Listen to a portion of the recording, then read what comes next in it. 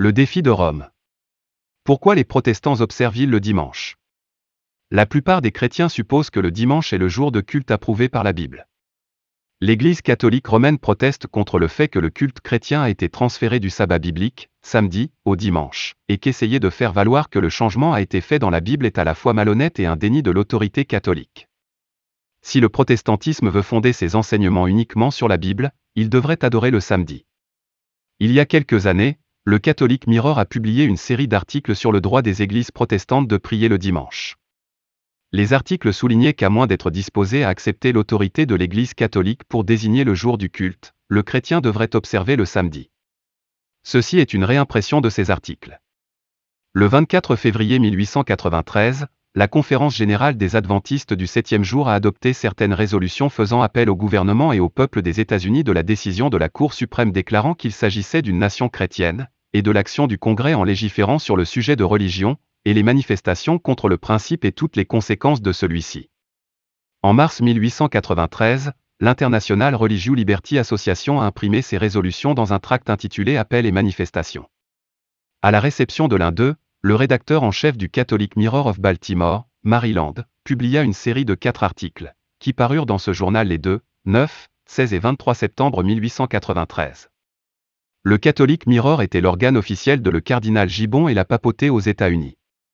Ces articles, par conséquent, bien qu'ils n'aient pas été écrits de la main du cardinal, ont paru sous sa sanction officielle, et comme l'expression de la papauté à ce sujet, sont le défi ouvert de la papauté au protestantisme, et la demande de la papauté que les protestants doivent rendre compte à la papauté de la raison pour laquelle ils observent le dimanche et aussi de la manière dont ils le gardent.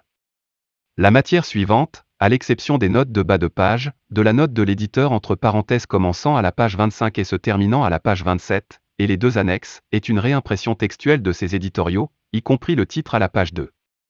Les éditeurs. Le sabbat chrétien.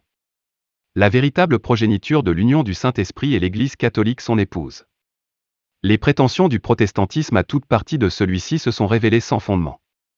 Autocontradictoires et suicidaires.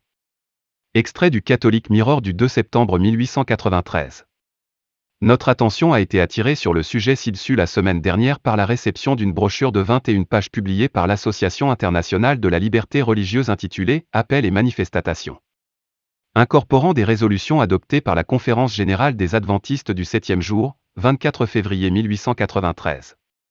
Les résolutions critiquent et censurent, avec beaucoup d'acuité, l'action du Congrès des États-Unis et de la Cour suprême, pour avoir violé les droits du peuple en fermant l'exposition universelle dimanche. Les adventistes sont le seul corps de chrétiens avec la Bible comme enseignant, qui ne peut trouver aucune garantie dans ces pages pour le changement de jour du 7e au 1er. D'où leur appellation, adventistes du 7e jour.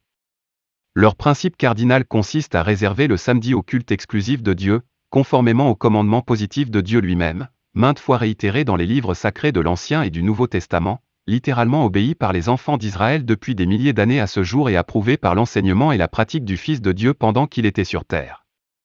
Par contre, les protestants du monde, les adventistes exceptés, avec la même Bible que leur cher et unique maître infaillible, par leur pratique, depuis leur apparition au XVIe siècle, avec la pratique consacrée du peuple juif sous leurs yeux ont rejeté le jour nommé pour son adoration par Dieu et assumé en contradiction apparente avec son commandement, un jour pour son adoration jamais mentionné à cette fin, dans les pages de ce volume sacré. Quelle chair protestante ne sonne pas presque tous les dimanches avec des invectives bruyantes et passionnées contre la violation du sabbat? Qui peut oublier la clameur fanatique des ministres protestants dans tout le pays contre l'ouverture des portes de l'exposition universelle le dimanche? Les milliers de pétitions, signées par des millions, pour sauver le jour du Seigneur de la profanation? Assurément, une telle excitation générale et répandue et des remontrances bruyantes n'auraient pas pu exister sans les motifs les plus solides pour des protestations aussi animées. Et lorsque des quartiers furent assignés à l'exposition universelle aux diverses sectes du protestantisme pour l'exposition d'articles, qui peut oublier l'expression emphatique d'indignation vertueuse et consciencieuse manifestée par nos frères presbytériens, dès qu'ils apprirent la décision de la Cour suprême ne pas s'immiscer dans l'ouverture du dimanche? Les journaux nous ont informé qu'ils refusaient catégoriquement d'utiliser l'espace qui leur était accordé ou d'ouvrir leur boîte, exigeant le droit de retirer les articles, dans le strict respect de leurs principes, et refusaient ainsi tout contact avec l'exposition sacrilège et transgresseur du sabbat. Sans aucun doute, nos frères calvinistes méritaient et partageaient la sympathie de toutes les autres sectes, qui, cependant, perdirent l'occasion de se poser en martyrs pour défendre l'observance du sabbat. Ils devinrent ainsi un spectacle pour le monde, les anges et les hommes, bien que leurs frères protestants, qui ne partagèrent pas le monopole, fussent peu charitables et envieux d'attribuer leur adhésion inébranlable aux principes religieux, à l'orgueil pharisien et à l'obstination tenace. Notre but en rejetant cet article est de faire la lumière sur cette question très importante, car si la question du sabbat était retirée de la chaire protestante, les sectes se sentiraient perdus et les prédicateurs seraient privés de leur fromage du Chessir, afin que nos lecteurs puissent appréhender la question dans tous ses sens, et parvenir ainsi à une conviction claire. Le monde chrétien est, moralement parlant, uni sur la question et la pratique d'adorer Dieu le premier jour de la semaine. Les Israélites, dispersés sur toute la terre, gardent dernier jour de la semaine sacrée pour le culte de la divinité. Dans ce particulier, les Adventistes du 7e jour, une secte de chrétiens peu nombreux, ont également sélectionné le même jour. Israélites et adventistes font tous deux appel à la Bible pour le commandement divin, obligeant avec persistance la stricte observance du samedi. L'Israélite ne respecte que l'autorité de l'Ancien Testament, mais l'adventiste, qui est chrétien, accepte le Nouveau Testament au même titre que l'Ancien, c'est-à-dire un récit inspiré aussi. Il trouve que la Bible, son maître, est cohérente dans les deux parties, que le Rédempteur, durant sa vie mortelle, n'a jamais observé d'autre jour que le samedi. Les évangiles lui montrent clairement ce fait, tandis que, dans les pages des Actes des Apôtres, des Épîtres et de l'Apocalypse, on ne trouve pas le vestige d'un acte annulant l'arrangement du samedi. Les adventistes, par conséquent, en commun avec les Israélites, tirent leur croyance de l'Ancien Testament, position confirmée par le Nouveau Testament, approuvant pleinement par la vie et la pratique du Rédempteur et de ses apôtres l'enseignement de la parole sacrée pendant près d'un siècle de l'ère chrétienne. Numériquement considérés, les adventistes du 7e jour forment une partie insignifiante de la population protestante de la terre, mais, comme la question n'est pas une question de nombre, mais de vérité, de fait et de droit, un sens strict de la justice interdit la condamnation de cette petite secte sans enquête calme et impartiale, ce n'est pas notre affaire. Le monde protestant a été, depuis son enfance, au XVIe siècle, en parfait accord avec l'Église catholique, en gardant saint, non pas le samedi, mais le dimanche. La discussion des motifs qui ont conduit à cette unanimité de sentiments et de pratiques pendant plus de 300 ans doit aider à placer le protestantisme sur une base solide dans ce particulier, si les arguments en faveur de sa position doivent l'emporter sur ceux fournis par les Israélites et les adventistes, la Bible, le seul enseignant reconnu des deux plaideurs, étant le juge-arbitre et le témoin. Si, d'autre part, ces derniers fournissent des arguments, incontestables par la grande masse des protestants, les deux classes de plaideurs, faisant appel à leur maître commun, la Bible, le grand corps des protestants si loin de clamer, comme ils le font avec persévérance vigoureuse pour la stricte observation du dimanche, n'ont d'autre recours que d'admettre qu'il enseigne et pratique ce qui est faux depuis plus de 3 siècles, en adoptant l'enseignement et la pratique de ceux qui l'ont toujours prétendu apostat l'Église, contrairement à tout mandat et enseignement de l'Écriture sainte. Pour ajouter à l'intensité de cette bévue biblique et impardonnable, elle implique l'un des commandements les plus positifs et emphatiques de Dieu à son serviteur, l'homme, sous toit du jour du sabbat, pour le sanctifier. Aucun protestant vivant aujourd'hui n'a encore obéi à ce commandement, préférant suivre l'Église apostate à laquelle il fait référence que son enseignant, la Bible qui, de la Genèse à l'Apocalypse, n'enseigne aucune autre doctrine, si les Israélites et les adventistes du 7e jour avaient raison. Les deux parties font appel à la Bible comme leur maître infaillible. Que la Bible décide si le samedi ou le dimanche sera le jour prescrit par Dieu. L'un des deux corps doit se tromper, et, tandis qu'une fausse position sur cette question capitale entraîne des peines terribles, menacées par Dieu lui-même, contre le transgresseur de cette alliance perpétuelle, nous entrerons dans la discussion des mérites de les arguments de part et d'autre. La discussion de ce sujet primordial n'est pas non plus au-dessus de la capacité des esprits ordinaires, ni n'implique une étude extraordinaire. Il se résout en quelques questions simples et faciles à résoudre. Premier. Quel jour de la semaine la Bible recommande-t-elle d'être sanctifié? Deuxième, le Nouveau Testament a-t-il modifié par précepte ou pratique l'original commandé? Troisième, les protestants ont-ils, depuis le XVIe siècle, obéi au commandement de Dieu en gardant, saint, le jour prescrit par leur guide et maître infaillible, la Bible? Et sinon, pourquoi pas? Aux 3 questions ci-dessus, nous nous engageons à fournir autant de réponses intelligentes, qui ne peuvent manquer de justifier la vérité et de soutenir la difformité de l'erreur. Extrait du Catholic Mirror du 9 septembre 1893, mais la foi fanatique, une foi mariée à quelques chers mensonges, l'embrasse jusqu'au dernier. Moore. Conformément à notre promesse dans notre dernier numéro, nous procédons à démasquer l'une des erreurs les plus flagrantes et les incohérences les plus impardonnables de la règle biblique de la foi.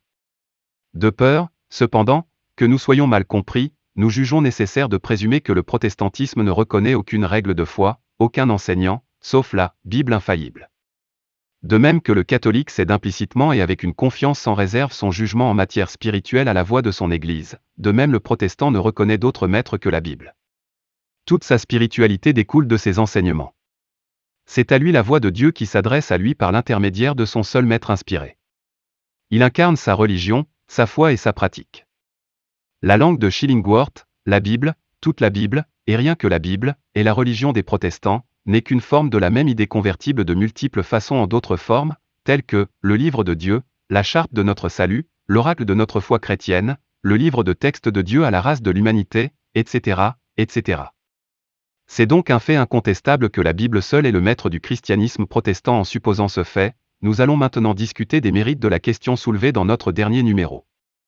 Reconnaissant ce qui est indéniable, le fait d'une contradiction directe entre l'enseignement et la pratique du christianisme protestant, les adventistes du 7e jour exceptés, d'une part, et celui du peuple juif d'autre part, observant tous deux des jours différents de la semaine pour l'adoration de Dieu, nous procéderons à la prise du témoignage du seul témoin disponible dans les locaux, à savoir, le témoignage de l'enseignant commun aux deux prétendants, la Bible. La première expression avec laquelle nous entrons en contact dans la parole sacrée se trouve dans Genèse 2h2, et le 7e jour, Dieu, se reposa de toute son cuivre qu'il avait faite. La référence suivante à ce sujet se trouve dans Exode 20, où Dieu a commandé que le 7e jour soit observé, parce qu'il s'était lui-même reposé de l'œuvre de la création ce jour-là, et le texte sacré nous informe que pour cette raison il a désiré, il a tenu, dans les mots suivants, c'est pourquoi, le Seigneur a béni le 7e jour et l'a sanctifié. Encore une fois, nous lisons au chapitre 31, verset 15, vous travaillerez pendant 6 jours, le 7e jour est le sabbat, le repos est saint pour le Seigneur, 16e verset, c'est une alliance éternelle, et une signe, car en 6 jours le Seigneur a fait le ciel et la terre, et dans le 7e il a cessé de travailler. Dans l'Ancien Testament, il est fait référence 126 fois au sabbat, et tous ces textes conspirent harmonieusement pour exprimer la volonté de Dieu ordonnant d'observer le 7e jour, parce que Dieu lui-même l'a d'abord observé, le rendant obligatoire le tout comme une alliance perpétuelle. Nous ne pouvons pas non plus imaginer quelqu'un d'assez téméraire pour remettre en question l'identité du samedi avec le sabbat ou le 7e jour, vu que le peuple d'Israël a empêché le samedi de donner la loi, AM 2514 à 1893 après JC, une période de 3383 ans. Avec l'exemple des Israélites sous nos yeux aujourd'hui, il n'y a pas de fait historique mieux établi que celui mentionné, à savoir, que le peuple élu de Dieu, les gardiens de l'Ancien Testament, les représentants vivants de la seule religion divine jusqu'alors, avaient pendant une période de 1490 ans antérieure au christianisme, préservé par la pratique hebdomadaire la tradition vivante de l'interprétation correcte du jour spécial de la semaine, le samedi, à garder saint au Seigneur. Tradition qu'ils ont étendue par leur pratique à une période supplémentaire de 1893 ans de plus, couvrant ainsi toute l'étendue de la dispensation chrétienne. Nous jugeons nécessaire d'être parfaitement clairs sur ce point, pour des raisons qui apparaîtront plus en détail ci-après. La Bible, l'Ancien Testament, confirmé par la tradition vivante d'une pratique hebdomadaire pendant 3383 ans par le peuple élu de Dieu, enseigne alors, avec une certitude absolue, que Dieu avait, lui-même, nommé le jour pour lui être sanctifié, que le jour était samedi, et que toute violation de cet ordre était passible de mort. Gardez-vous mon sabbat, car il est saint pour vous, celui qui le profanera sera mis à mort, celui qui y fera quelque travail que ce soit, son âme périra au milieu de son peuple. Ex.31, 14. Il est impossible de réaliser une peine plus sévère que celle prononcée si solennellement par Dieu lui-même dans le texte ci-dessus, contre tous ceux qui violent un commandement mentionné pas moins de 126 fois dans l'ancienne loi. Les 10 commandements de l'Ancien Testament sont formellement imprimés dans la mémoire de l'enfant du chrétien biblique le plus tôt possible, mais il n'y en a pas un des 10 rendu plus familier, à la fois à l'école du dimanche et à la chaire, que celui de garder saint le jour du sabbat. Ayant obtenu avec une certitude absolue la volonté de Dieu en ce qui concerne le jour à sanctifier, de sa parole sacrée, parce qu'il s'est reposé ce jour-là, jour qui nous est confirmé par la pratique de son peuple élu depuis des milliers d'années, nous sommes naturellement incités à demander quand et où Dieu a changé le jour de son culte, car il est évident pour le monde qu'un changement de jour a eu lieu, et dans la mesure où aucune indication d'un tel changement ne peut être trouvée dans les pages de l'Ancien Testament, ni dans la pratique du peuple juif qui continue pendant près de 19 siècles de le christianisme obéissant aux commandements écrits. Nous devons nous tourner vers le représentant de la dispensation chrétienne, à savoir, le Nouveau Testament, pour le commandement de Dieu annulant l'ancien sabbat, le samedi. Nous approchons maintenant d'une période couvrant un peu moins de 19 siècles, et procédons à la recherche de savoir si l'enseignant divin supplémentaire, le Nouveau Testament, contient un décret annulant le mandat de l'ancienne loi, et, en même temps, substituant un jour au divin a institué le sabbat de l'ancienne loi, c'est-à-dire samedi, car, dans la mesure où le samedi était le jour observé et ordonné d'être observé par Dieu. Seule l'autorité divine, sous la forme d'un décret annulant, pourrait abolir l'alliance du samedi, et un autre mandat divin, nommant nommément un autre jour à garder saint, autre que le samedi, est également nécessaire pour satisfaire la conscience du croyant chrétien. La Bible étant le seul enseignant reconnu par le chrétien biblique, l'Ancien Testament omettant de signaler un changement de jour et encore un autre jour que le samedi étant gardé saint par le monde biblique, il incombe sûrement aux chrétiens réformés de souligner dans les pages du Nouveau Testament, le nouveau décret divin abrogeant celui du samedi et lui substituant celui du dimanche, gardé par les bibliques depuis l'aube de la Réforme. En examinant le Nouveau Testament d'un bout à l'autre, de manière critique, nous trouvons que le sabbat fait référence 61 fois. Nous constatons également que le Sauveur choisissait invariablement le sabbat, samedi, pour enseigner dans les synagogues et faire des miracles. Les 4 évangiles font référence au sabbat, samedi, 51 fois. Dans un cas, le Rédempteur se réfère à lui-même comme « le Seigneur du sabbat », comme le mentionnent Matthieu et Luc, mais pendant tout le récit de sa vie, tout en gardant et en utilisant invariablement le jour, samedi. Il n'a jamais fait allusion à un désir de le changer. Ses apôtres et amis personnels nous offrent un exemple frappant de leur observance. Scrupuleuse après sa mort, et, tandis que son corps était encore dans le tombeau, Luc, 23h56, nous informe, et ils retournèrent et préparèrent des épices et des onguents. Et se reposa le jour du sabbat selon le commandement. Mais le premier jour de la semaine, très tôt le matin, ils sont venus, apportant les épices qu'il avait préparées le vendredi soir, car le sabbat approchait. Verset 54. Cette action de la part des amis personnels du Sauveur, prouve au-delà de toute contradiction qu'après sa mort, ils ont gardé saint le samedi et ont considéré le dimanche comme n'importe quel autre jour de la semaine. Est-ce donc quelque chose de plus concluant que le fait que les apôtres et les saintes femmes n'ont jamais connu d'autre sabbat que le samedi, jusqu'au jour de la mort du Christ? Nous abordons maintenant l'investigation de cette question intéressante pour les 30 prochaines années, telle que racontée par l'évangéliste, saint Luc, dans ses Actes des Apôtres. Il est certain qu'un vestige de l'acte d'annulation peut être découvert dans la pratique des apôtres pendant cette période prolongée. Mais hélas, nous sommes une fois de plus voués à la déception. 9 fois, nous trouvons le sabbat mentionné dans les actes, mais c'est le samedi, l'ancien sabbat. Si nos lecteurs désirent la preuve, nous les renvoyons au chapitre et au verset dans chaque cas. Actes 13h14, 27, 42, 44. Encore une fois, Actes 15h21, encore, Actes 16h13, 17h2, 18h4. Et il, Paul, raisonna dans la synagogue chaque sabbat, et persuada les Juifs et les Grecs. Ainsi le sabbat, samedi, de la Genèse à l'Apocalypse.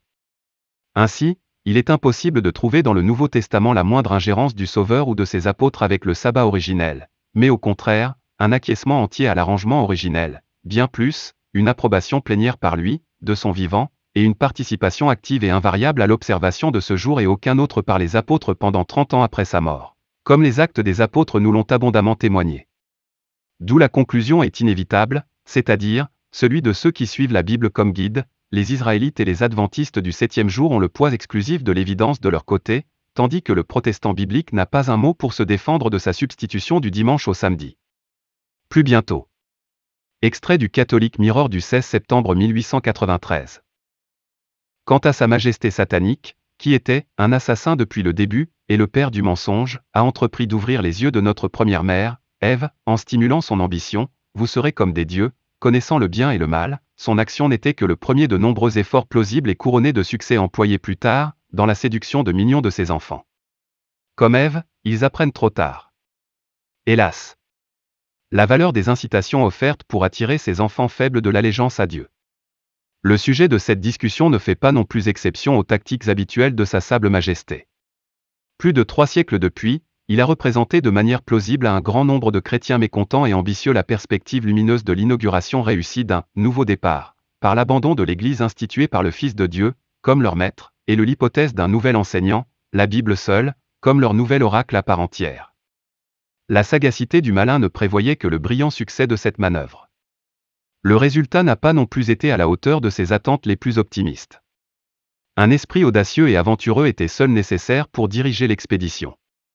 Sa Majesté satanique le trouva bientôt dans le moine apostat, Luther, qui lui-même témoigne à plusieurs reprises de l'étroite familiarité qui existait entre son maître et lui-même, dans son Table Talk et d'autres ouvrages publiés en 1558, à Wittenberg, sous l'inspection de Mélenchon.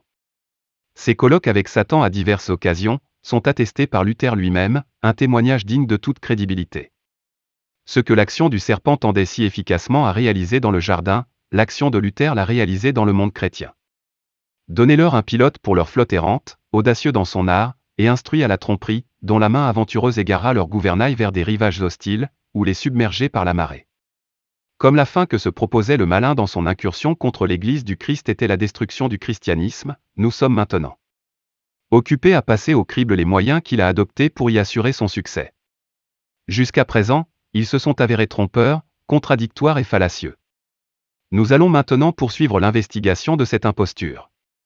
Ayant prouvé par une démonstration que le Rédempteur, en aucun cas, pendant la période de sa vie, s'était écarté de l'observance fidèle du sabbat, samedi, mentionné par les 4 évangélistes 51 fois, bien qu'il se soit désigné lui-même Seigneur du sabbat, n'ayant jamais, par ordre ou par pratique, fait allusion à un désir de sa part de changer le jour par la substitution d'un autre et ayant attiré une attention particulière sur la conduite des apôtres et des saintes femmes. Le tressoir de sa mort, assurant à l'avance des épices et des onguents à utiliser pour embaumer son corps le matin après le sabbat, samedi, comme saint Luc nous l'informe si clairement, Luc 24h1, plaçant ainsi au-delà de l'aventure, l'action et la volonté divine du Fils de Dieu pendant la vie en observant le sabbat avec constance, et ayant attiré l'attention sur l'action de ses représentants vivants après sa mort, comme l'a prouvé saint Luc, ayant également placé devant nos lecteurs le fait incontestable que les apôtres pendant les 30 années suivantes, actes, n'ont jamais dévié de la pratique de leur divin maître dans ce particulier, comme saint Luc, acte 18h1, nous l'assure, et il, Paul, raisonnait dans les synagogues chaque sabbat, samedi, et persuadait les Juifs et les Grecs.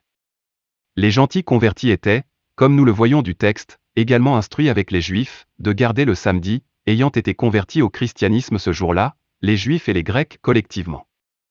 Ayant également attiré l'attention sur les textes des actes portant sur l'usage exclusif du sabbat par les Juifs et les chrétiens pendant 30 ans après la mort du Sauveur comme le seul jour de la semaine observé par le Christ et ses apôtres, période qui épuise le récit inspiré, nous allons maintenant compléter nos preuves que le sabbat, samedi, a bénéficié de ce privilège exclusif, en attirant l'attention sur chaque cas où le récit sacré se réfère au premier jour de la semaine. La première référence au dimanche après la résurrection du Christ se trouve dans l'évangile de saint Luc, chapitre 24, versets 33 à 40, et saint Jean 20h19. Les textes ci-dessus eux-mêmes se réfèrent au seul motif de ce rassemblement de la part des apôtres. Il a eu lieu le jour de la résurrection. 1. Dimanche de Pâques, non dans le but d'inaugurer le nouveau départ de l'ancien sabbat, samedi, en gardant saint le nouveau jour, car il n'y a aucune allusion à la prière, l'exhortation, ou la lecture des Écritures, mais cela indique la démoralisation totale des apôtres en informant l'humanité qu'il était entassé dans cette pièce à Jérusalem par peur des Juifs, comme saint Jean, cité ci-dessus, informe clairement nous. 29e verset, et après 8 jours, les disciples étaient de nouveau à l'intérieur, et Thomas avec eux. Le Rédempteur ressuscité profita de cette réunion de tous les apôtres pour confondre l'incrédulité de Thomas, absent de la réunion du dimanche soir de Pâques. Cela aurait fourni une occasion en or au Rédempteur de changer le jour en présence de tous ses apôtres, mais nous affirmons le simple fait qu'à cette occasion, comme le jour de Pâques, aucun mot n'est dit de prière, de louange ou de lecture des Écritures. Le troisième cas enregistré, où les apôtres étaient assemblés le dimanche, se trouve dans Actes 2h1, les apôtres étaient tous d'un commun accord au même endroit.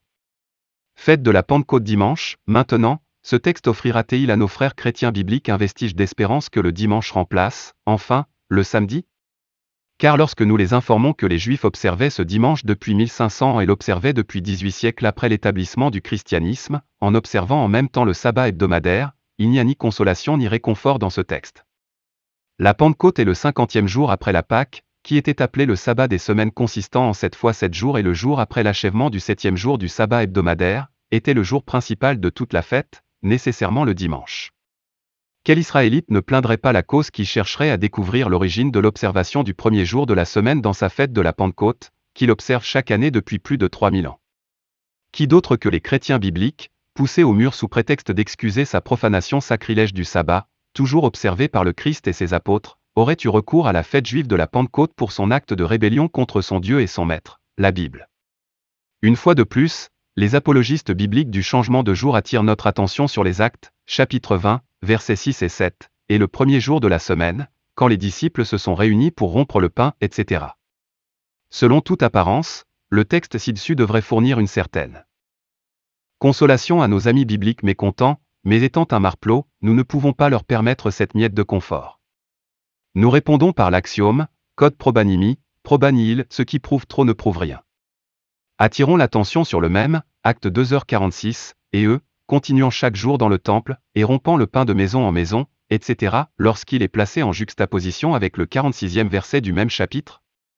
Ce que le chrétien biblique prétend par ce texte pour le dimanche seul, la même autorité, Saint Luc, nous informe était commun à tous les jours de la semaine, et eux, continuant chaque jour dans le temple, et rompant le pain de maison en maison.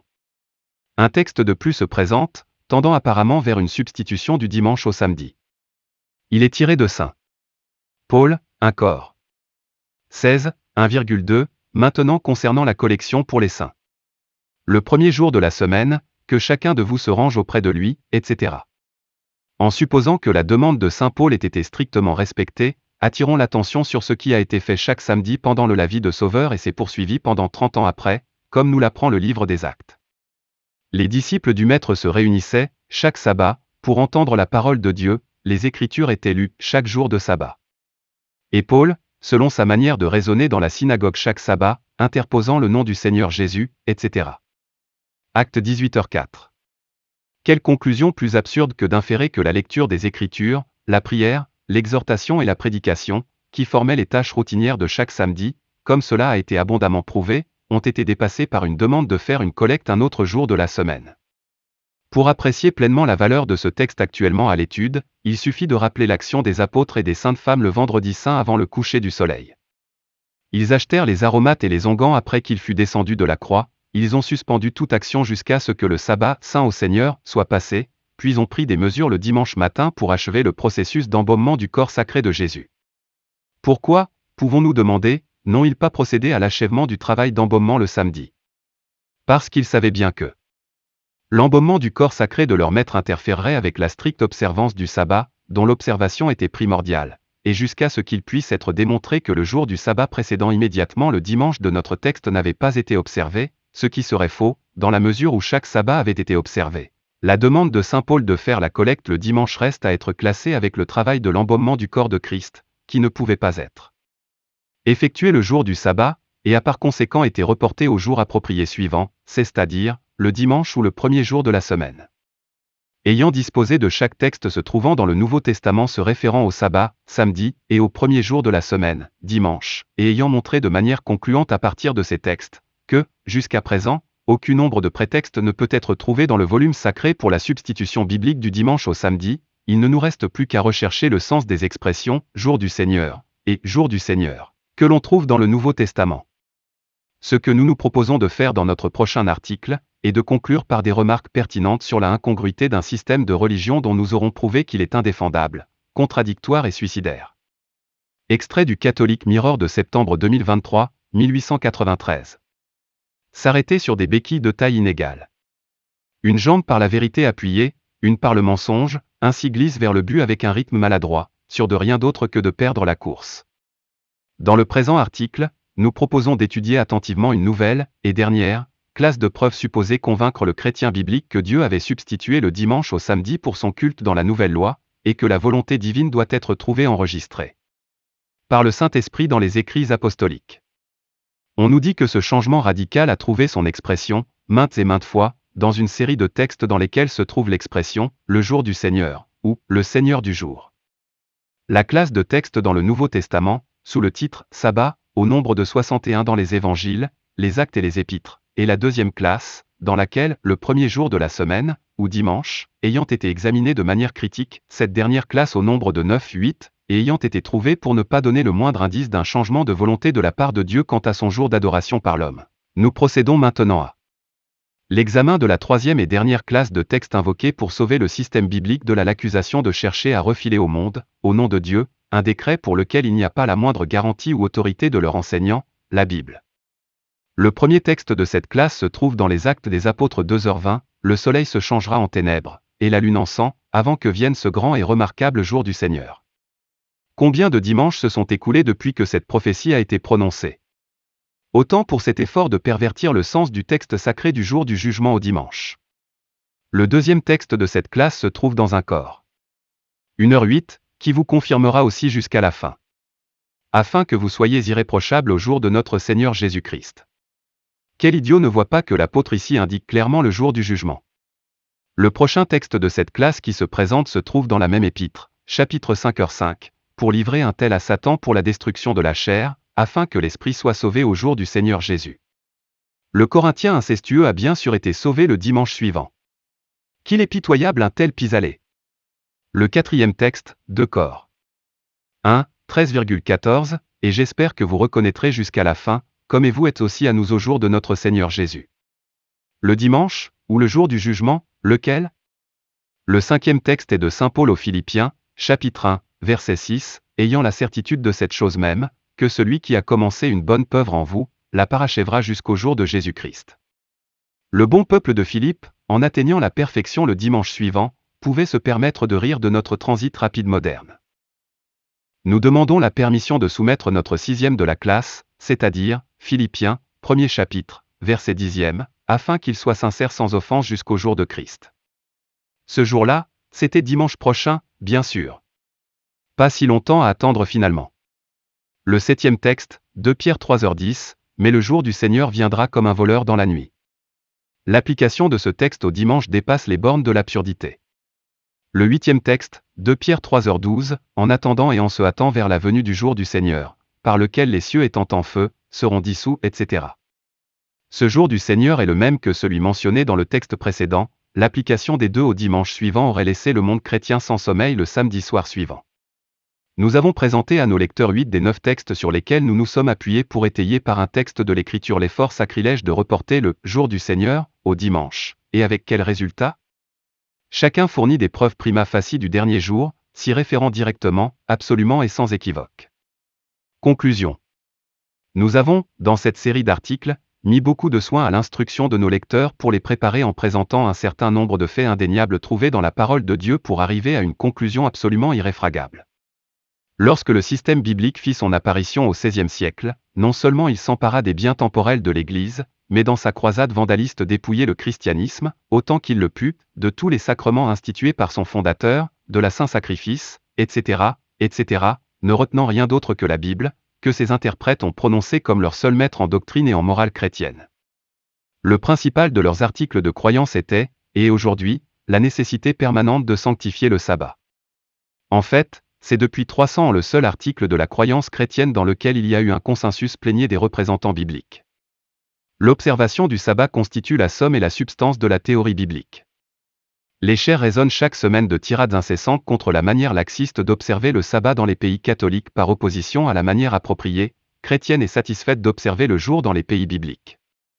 Qui peut jamais oublier l'indignation vertueuse manifestée par les prédicateurs bibliques dans tout notre pays de long en large, de chaque chaire protestante tant que la question de l'ouverture de l'exposition universelle le dimanche était encore indécise, et qui ne sait aujourd'hui qu'une secte, pour marquer sa sainte indignation devant la décision, n'a encore jamais ouvert les cartons qui contenaient ces articles à l'exposition universelle?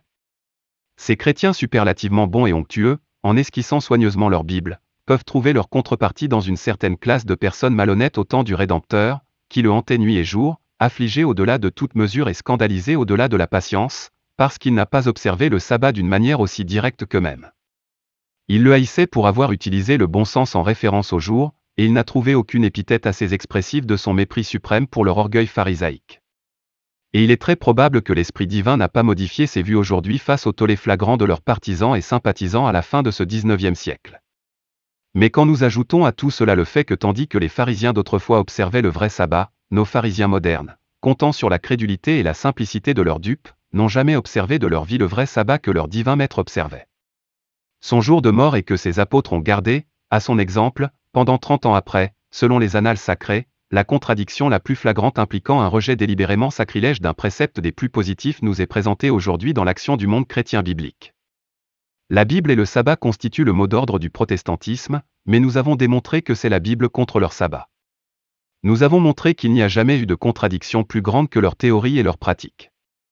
Nous avons prouvé que ni leurs ancêtres bibliques ni eux-mêmes n'ont jamais observé un jour de sabbat dans leur vie. Les Israélites et les Adventistes du 7e jour sont témoins de leur profanation hebdomadaire du jour nommé par Dieu à plusieurs reprises, et bien qu'il ait ignoré et condamné leur maître, la Bible, ils ont adopté un jour observé par l'Église catholique. Quel protestant peut, après avoir lu ces articles, avec une conscience claire, continuer à désobéir au commandement de Dieu en joignant d'observer le samedi, lequel commande que son maître, la Bible, de la Genèse à l'Apocalypse, enregistre comme la volonté de Dieu. L'histoire du monde ne peut pas présenter un spécimen de manquement au principe plus stupide que celui-ci.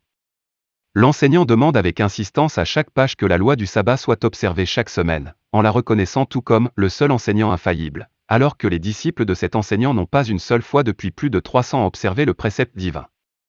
Cet immense concours de chrétiens bibliques, les méthodistes, ont déclaré que le sabbat n'a jamais été abrogé, tandis que les fidèles de l'Église d'Angleterre, ainsi que sa fille, l'Église épiscopale des États-Unis, sont commis par le 20e article de religion, déjà cité, à l'ordonnance selon laquelle l'Église ne peut légalement rien ordonner, contraire à la parole écrite de Dieu. La parole écrite de Dieu enjoint à son adoration d'être observée le samedi de manière absolue, répétée.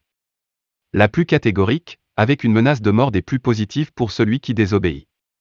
Toutes les sectes bibliques occupent la même position d'auto-abrutissement qu'aucune explication ne peut modifier, encore moins justifier.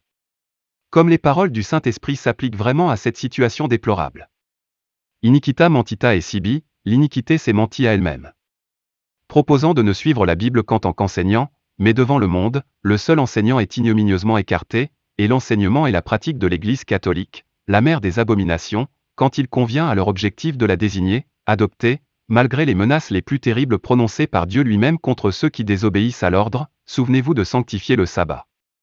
Avant de clore cette série d'articles, nous vous prions d'attirer une fois de plus l'attention de nos lecteurs sur notre légende, introductive de chacun, c'est-à-dire 1. Le sabbat chrétien, le véritable rejeton de l'union du Saint-Esprit avec l'Église catholique son épouse. 2. La prétention du protestantisme à n'importe quelle partie de celui-ci s'est avérée sans fondement, contradictoire et suicidaire. La première proposition a besoin de peu de preuves. L'Église catholique, pendant plus de 1000 ans avant l'existence d'une protestante, en vertu de sa mission divine, a changé le jour du samedi au dimanche.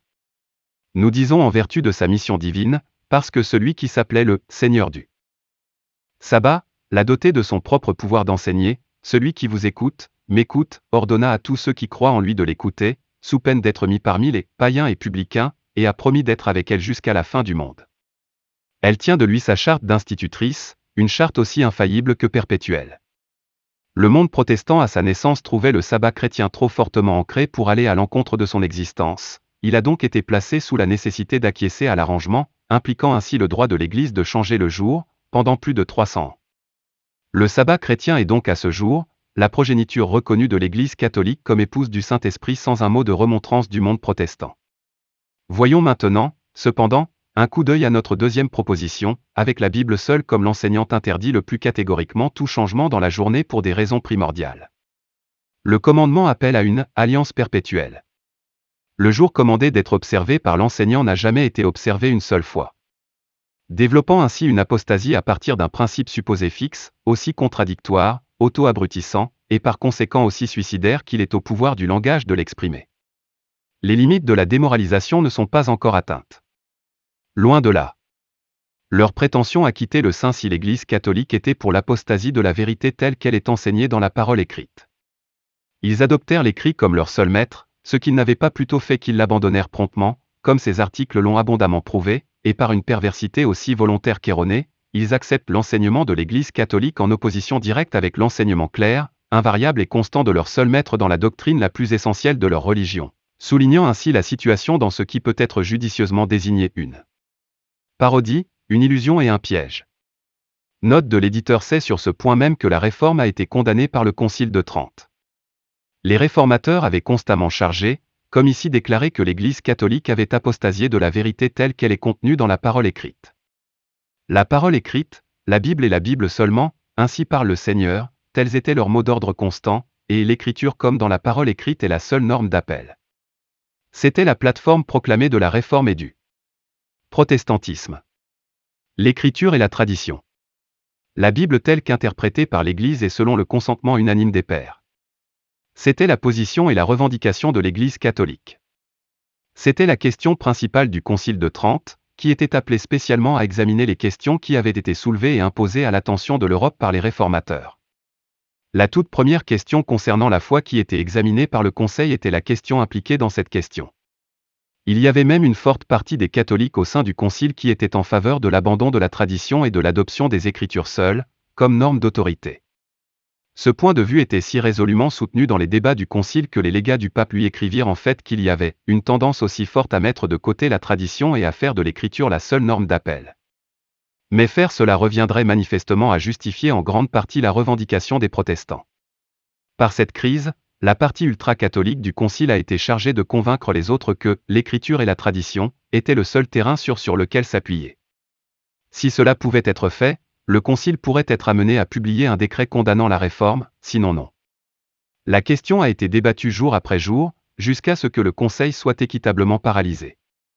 Enfin, après une longue et intense tension mentale, l'archevêque de Reggio est entré dans le Conseil avec essentiellement l'argument suivant à la partie qui ne tenait que pour les Écritures: les protestants prétendent se tenir uniquement sur la parole écrite.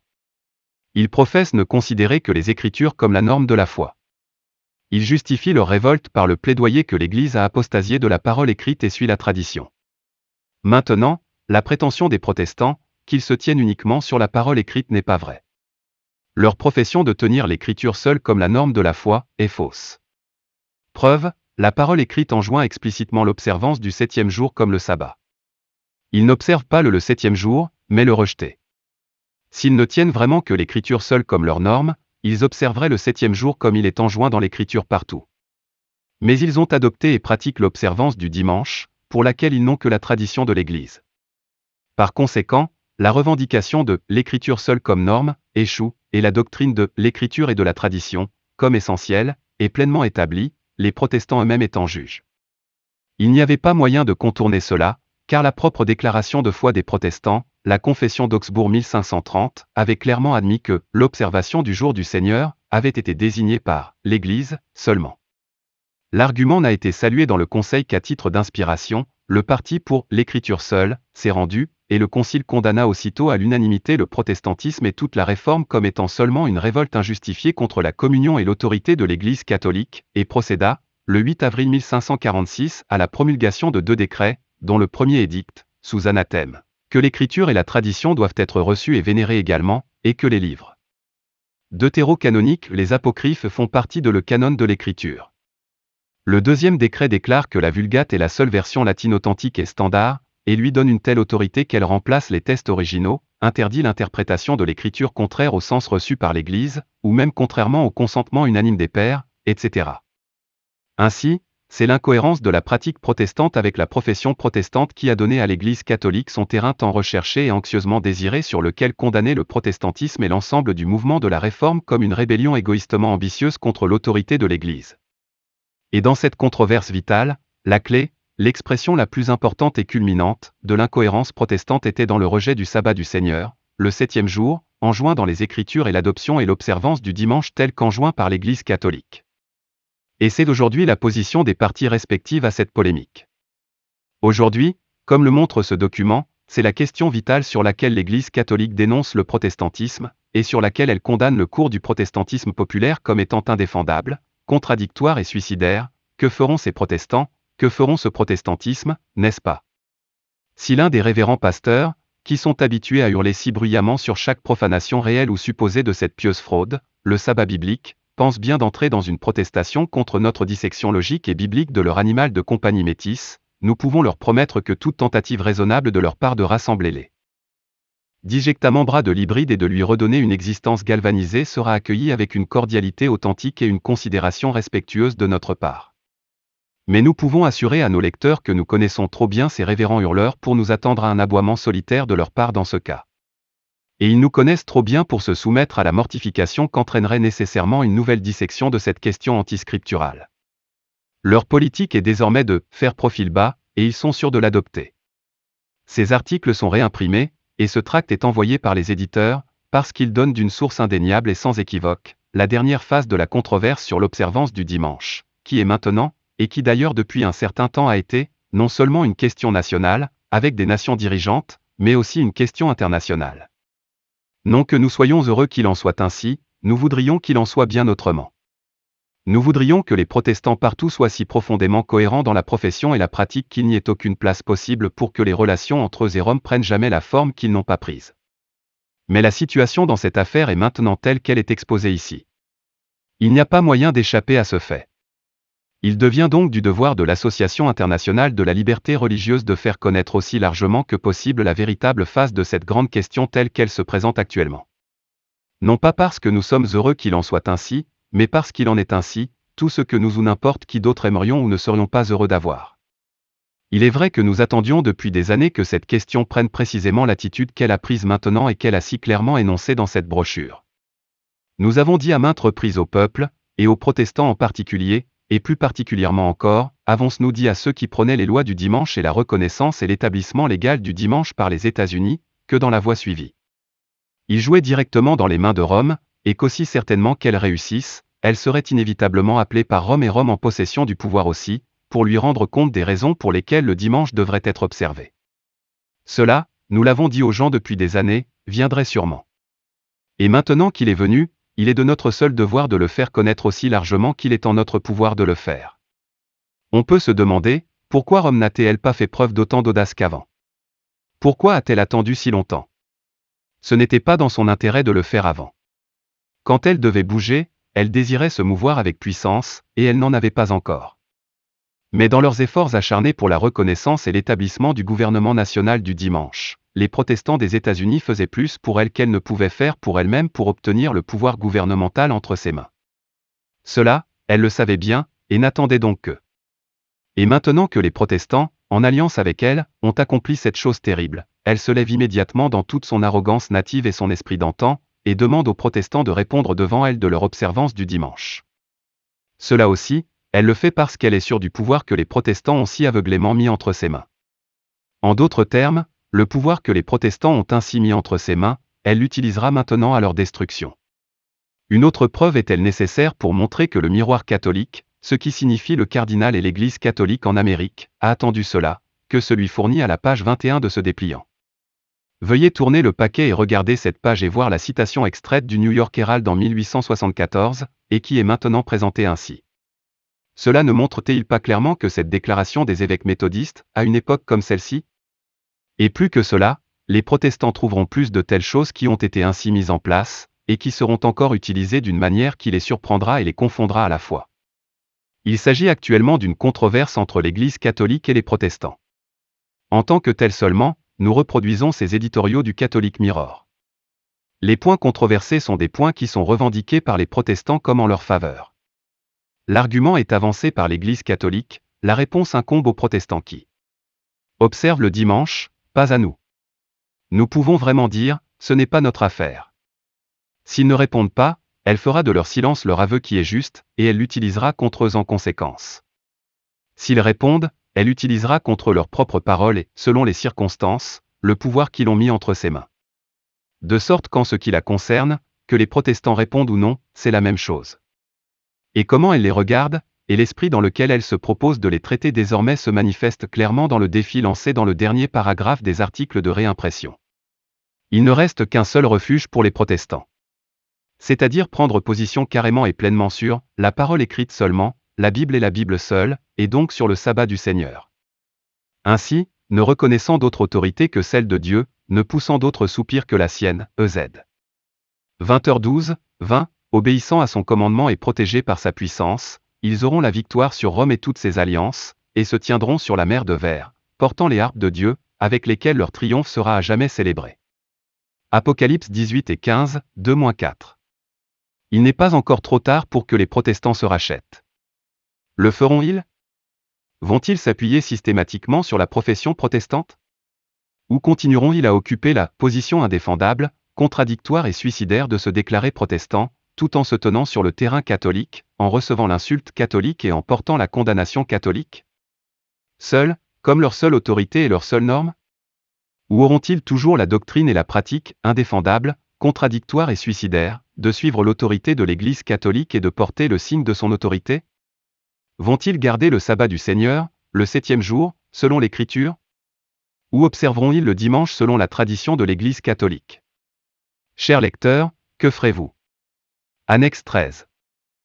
Depuis que la première édition de cette publication a été imprimée, ce qui suit est paru dans un article dans le Catholic Mirror du 23 décembre 1893, l'avidité avec laquelle ces éditoriaux ont été recherchés et l'apparition d'une réimpression de ceux-ci par l'International Religious Liberty Association, publiée à Chicago, intitulé « Le défi de Rome, pourquoi les protestants gardent-ils le dimanche ?» est proposé à la vente à Chicago, New York, Californie, Tennessee, Londres, Australie, Cape Town, Afrique et Ontario, Canada, ainsi que la demande continue, ont incité le Mirror à leur donner une forme permanente, et ainsi à se conformer aux demandes. Les pages de cette brochure dévoilent au lecteur l'une des contradictions les plus flagrantes qui existent entre la pratique et la théorie du monde protestant, et insusceptible de toute solution rationnelle, la théorie revendiquant la Bible seule comme enseignante, qui sans équivoque et de la manière la plus positive ordonne au samedi d'être saint, tandis que leur pratique prouve qu'ils ignorent totalement les exigences sans équivoque de leur maître, la Bible, et occupant le terrain catholique pendant 3 siècles et demi, par l'abandon de leur théorie, ils se tiennent devant le monde aujourd'hui les représentants d'un système le plus indéfendable, le plus contradictoire et le plus suicidaire qu'on puisse imaginer. Nous avons estimé que nous ne pouvons pas intéresser davantage nos lecteurs que de produire l'appendice, que l'International Religious Liberty Association, une organisation ultra-protestante, a ajouté à la réimpression de nos articles.